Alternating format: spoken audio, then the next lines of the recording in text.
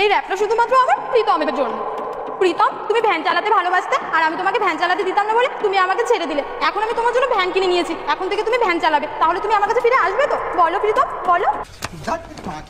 বন্ধুরা, আজকে রিচার্জের দাম বেড়ে যাওয়ার ফলে নতুন টেকনিক আবিষ্কার করেছে। রিলসের মাধ্যমে তাদের একান্তই মনের কথা এ প্রান্ত থেকে ও প্রান্ত প্রদান করিতেছে। বিষয়টা একটু ব্যাখ্যা করবে? তো বন্ধুরা, আজকের ভিডিওতে এমন এক মামনি কিনে যে মুকেশ আম্বানি রিচার্জের প্ল্যানটাকে জাস্ট টুরি মেরে আর ইনকামিং আউটগোয়িং চালিয়ে যাচ্ছে কিসের মাধ্যমে? রিলসের মাধ্যমে। মিথ্যে কথা। তো ভিডিও শুরু করার আগে বলে থাকি, যারা আমাকে চেনো না, আমি নিলয় আর তোমরা দেখছো ইটস ইওর নিলয় চ্যানেল।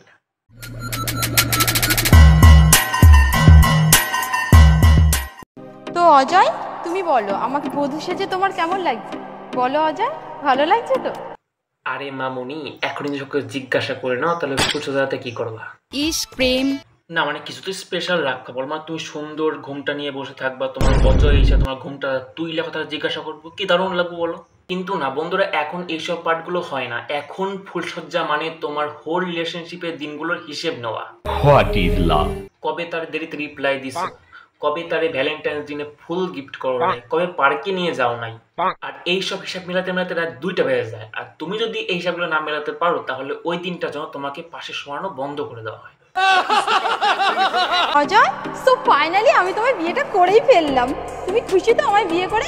বলো অজয়, বলো, খুশি তো? দেখো মামনি, প্রথমত বিয়ের 4 থেকে 5 মাসের মধ্যে তার বিয়ের আসল মানেটা বুঝতে পারা যায় না। অর্থাৎ তুমি এই যে তোমার অজয় এখন যে বলবে হ্যাঁ বাবা আমি খুব খুশি আছি, লাভ ইউ, সেই অজয় ঠিক বিয়ের 4 থেকে 5 মাস পরে যখন পেছন দিয়ে লালা বেরিয়ে যাবে তখন জিজ্ঞাসা করবা।